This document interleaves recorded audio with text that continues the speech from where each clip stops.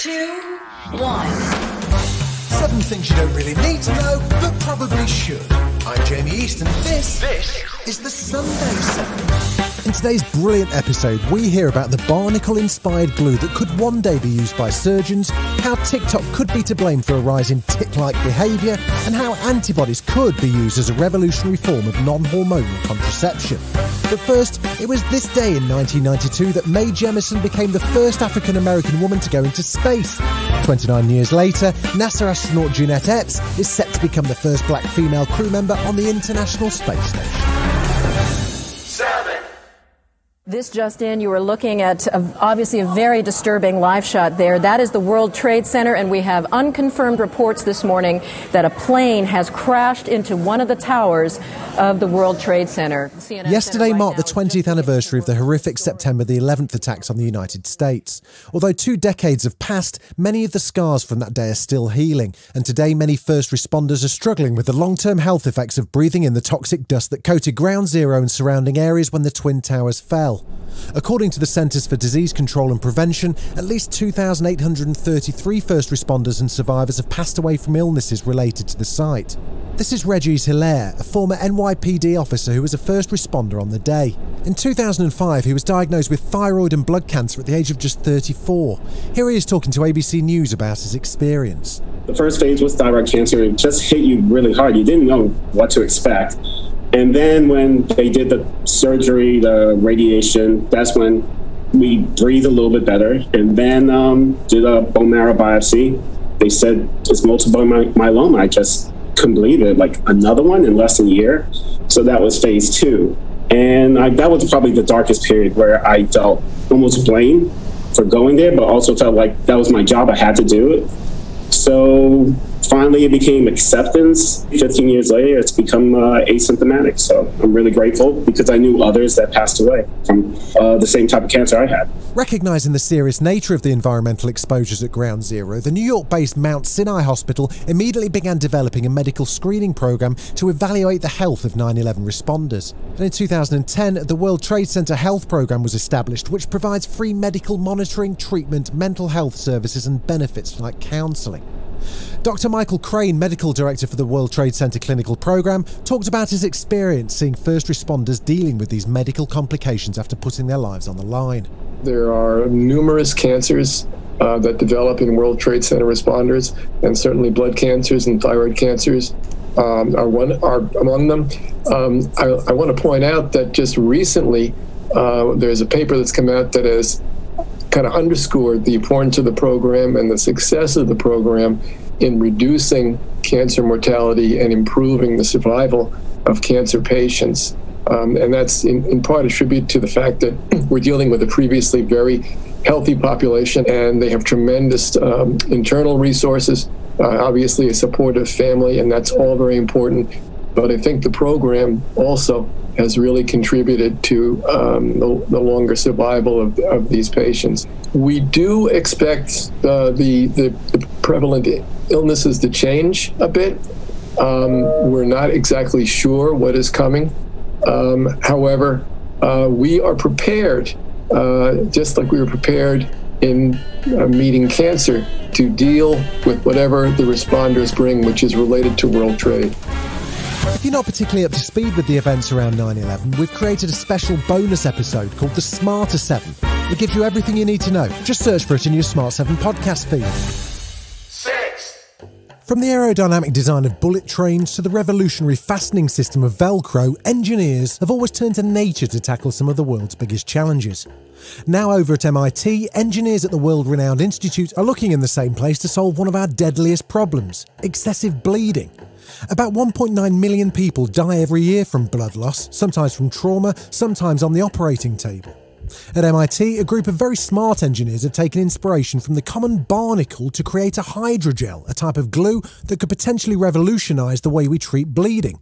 So far, they've tested it on the bleeding hearts and livers of rats and pigs with very positive results, so we caught up with the lead researcher to find out a bit more. My name is HospitalHyunwoo Yuk, and currently a research scientist at MIT Mechanical Engineering Department. So you were first inspired to approach bleeding in this way by barnacles. Why barnacles? What's so special about them?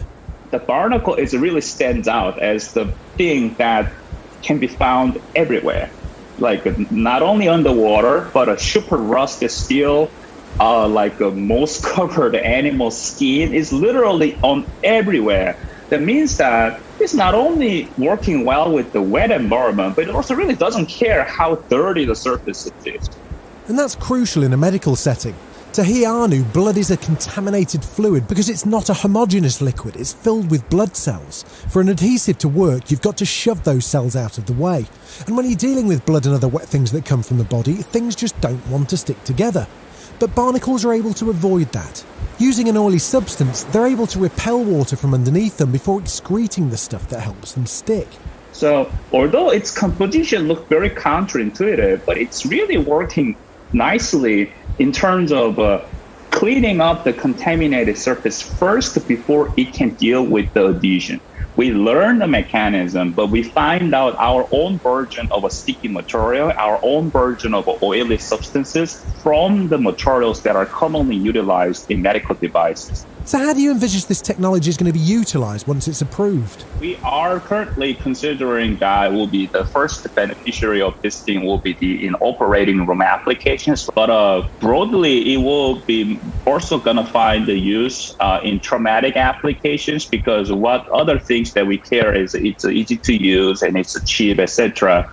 So there are a lot of bleeding situations in like outside of hospital injuries because people got a car crash, like knife stabbing or gun wounds, or even in military settings. And in those traumatic injuries, uncontrolled bleeding is still the first because of that. It's early days for the technology still, but it's clearly very promising. We can't wait to see it on the market. Still to come on the Sunday 7, is social media causing tics in Gen Z women, and a radical new form of birth control could be on its way. So I developed a tic disorder during the pandemic, and I thought that it was Lexapro that did me in because there's some research on that. But I just learned that the isolation of the pandemic has been causing a massive outbreak of Tourette's symptoms in girls. If this pandemic ruins one more thing for me, I'ma lose it. That's Alex Turnquist. As you can hear in her TikTok from March this year, seemingly out of nowhere, she developed a tic during the pandemic. It may sound odd, but she's not alone. Doctors who specialise in tic disorders have seen referrals balloon from 1 to 5% of total cases pre-pandemic to 20 to 35% of them now. This is something that Tamara Pringsheim, a neurologist at the University of Calgary, Canada, also observed. She runs the Tourette's Clinic in the Alberta Children's Hospital, and starting in autumn 2020, she began seeing an increase in young women who were developing the rapid and sudden onset of tic-like behaviours. Many of these young people had been exposed to videos, mainly on TikTok, of other young people with tic-like behaviours. We saw many commonalities in the symptoms that these young people were having and the symptoms that were being demonstrated on social media. Whilst it's easy to point the finger at social media platforms, Tamara emphasises that that's not the only factor at play here. Many people can watch the video and never develop tics. I'd say that there are individuals who have a pre-existing anxiety or mood disorder, or who are psychologically distressed, in whom seeing these videos can be very influential. So, if it's not social media alone, what are the driving factors behind this rise of Tourette's-like tics in young people? Researchers think the tics could be the result of a perfect storm of reduced social interaction and increased social media use at a time of crucial development. I feel that if there wasn't a pandemic and there wasn't the pandemic-related restrictions, that perhaps this would not have happened. Now, at this point, you'd be forgiven for making an association between the tics we're discussing here and Tourette's syndrome, the most widely known tic disorder, but that's not what we're seeing. Instead, Tamara calls these tics functional neurological symptoms. Functional neurological symptoms are neurological symptoms that are not due to a demonstrated abnormality of the nervous system. As Tamara sees it, it's more of an issue with software rather than hardware. Functional neurological symptoms are nothing new, but what's new is that until the past year, the presentation of functional neurological symptoms as tics was very uncommon. It was much more common that we would see functional seizures or functional weakness. So that increase in tics, we think, is likely related to the increase in modeling. While Tourette's patients skew male, these referrals were nearly all girls and young women who tended to also have anxiety or a mood disorder. And they also suffered more extreme symptoms than Tourette's patients.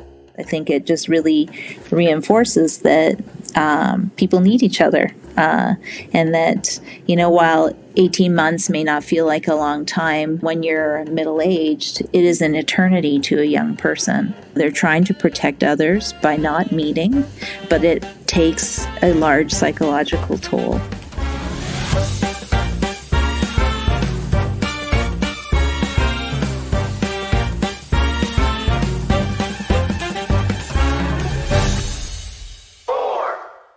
Over the millennia, people have come up with some very effective ways to avoid having babies. Before latex condoms, the ancient Egyptians and Greeks used linen sheaths and animal bladders, but now scientists at the University of North Carolina at Chapel Hill are using the precision targeting of monoclonal antibodies for a new type of female contraception. I'm Bhavna Shrestha. My research focuses on engineering monoclonal antibodies for contraception and STI therapeutics. Monoclonal antibodies are known for their ability to fight off invading germs and are currently being used as a COVID-19 treatment. Scientists are now looking at a new mission for the antibodies, immobilising sperm before it can reach an egg. This isn't the first time that researchers have looked at the antibodies for this. A few decades ago, a group from Japan isolated a sperm-binding antibody from a healthy but infertile woman.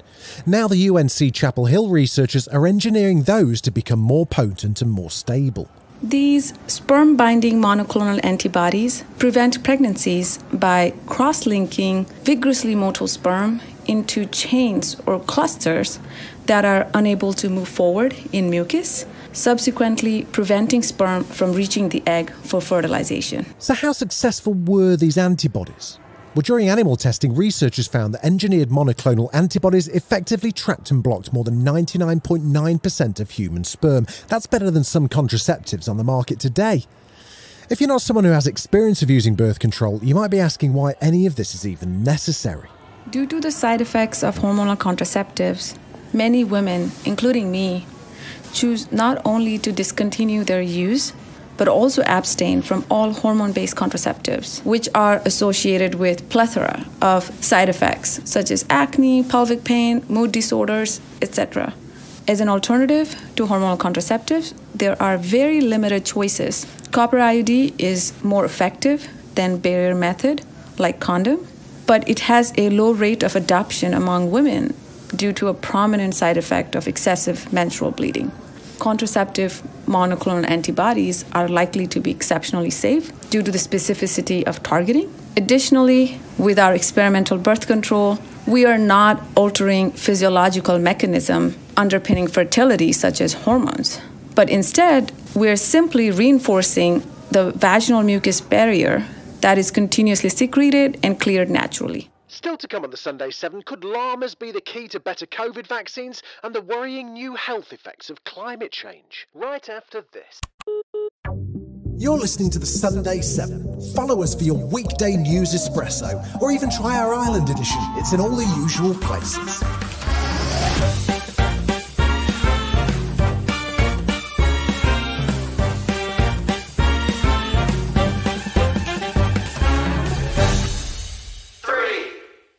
This week, news broke that Sarah Harding, the Girls Aloud star, died aged 39 after being diagnosed with breast cancer. According to stats from Cancer Research UK and Breast Cancer Now, 1 in 7 women will be affected by it in their lifetime, and around 2,300 women are diagnosed aged 39 or under. It's the second leading cause of cancer death in women, but doctors like Nighat Arif agree that examining your breasts regularly can help pick up early symptoms. She joined BBC Breakfast to explain how and what to look out for. All I need you to do is just examine yourself. 3 pops of your fingers around the breast tissue, men and women, because men can get cancer as well, looking for skin changes, feel around the nipple, go underneath the armpit, have a feel for lumps and bumps as well. Because if you feel a lump, if you see skin changes, discharge from the nipple, if you've got lumps in the armpit or around your neck that is new to you, we should be getting that looked at. But also, it just highlights with Sarah Harding that actually, we need to be picking up symptoms early. We need to be diagnosing early. And if you can examine yourself, feel a lump, please don't hesitate to call the doctor, because we will see you and we are open and you will get a face-to-face. And also at this time, if anyone's, sparked their grief, because I'm dealing with grief a lot in general practice as well. The Good Grief Trust has lots of information out there, but please don't grieve alone, because the COVID pandemic has hit a lot of families in regards to this.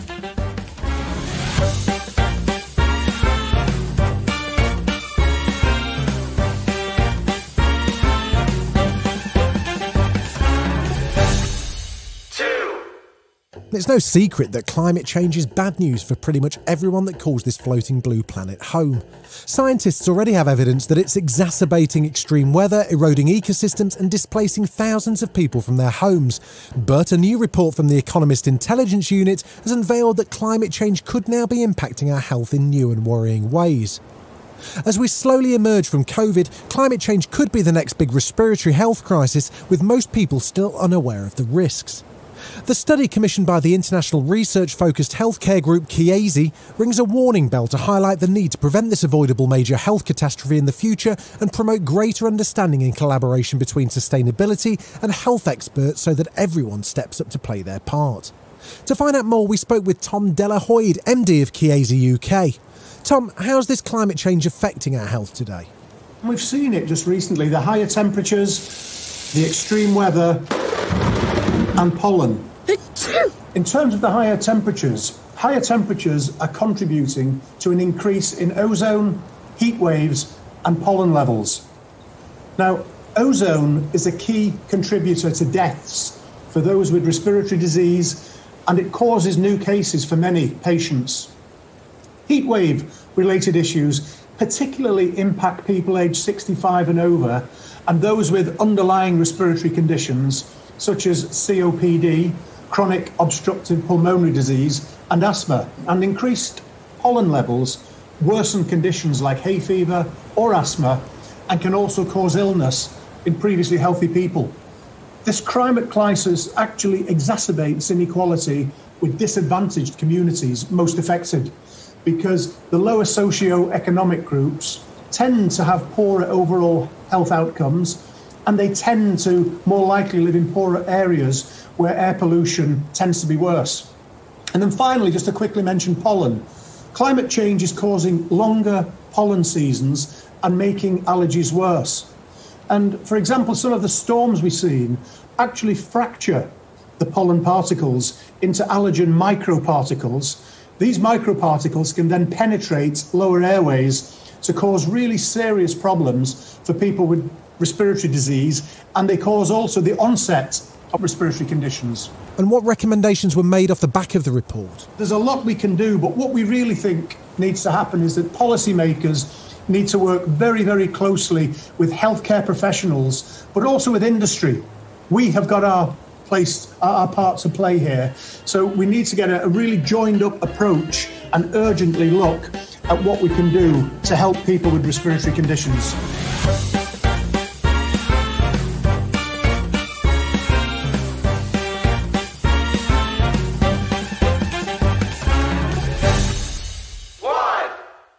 Here's a question for you that you don't get asked every day. Can the antibodies from llamas help the fight against COVID? Well, it's been a busy few weeks for the Camelidae animal family. Last month, Geronimo the alpaca was front page news for his highly controversial euthanization after testing positive for TB, and now antibodies from his llama cousins could soon help supplement COVID-19 vaccines. Researchers from the Belgian Ghent University Centre for Medical Biotechnology are saying that antibodies extracted from a llama called Winter have blunted the virulence of COVID infections in lab testing. The recently developed tech wouldn't replace vaccines, but as Professor Nico Callewaert from Ghent University explained to Reuters News, the antibodies would supplement them, helping to protect people with weaker immune systems. Llamas have a particular kind of the second kind of antibody as compared to humans, for example. They're called heavy chain only antibodies, so they're much more simple than the ones that we have. And because of that, we can easily take a little snippet of that protein and glue it up to other proteins. It's like a bit like Lego of proteins that you can do with them much more easily than with our antibodies. So that's the reason why we're using them. There has been a discovery about 30 years ago at the University of Brussels, which now that department is also part of our institute, so we have a long tradition with working with these kind of antibodies. Why llamas have such kind of antibodies is an open question, I think. The researchers also say that their early studies show that the antibodies are effective against several variants of the disease, including Delta, so this could be a game changer if trials are successful. This has been the Sunday 7. Wherever you're listening, do us a favour and hit the follow button. We'll be back tomorrow at 7 a.m. with the regular Smart 7. Have a great rest of your weekend. Written, produced and published by Daft Doris.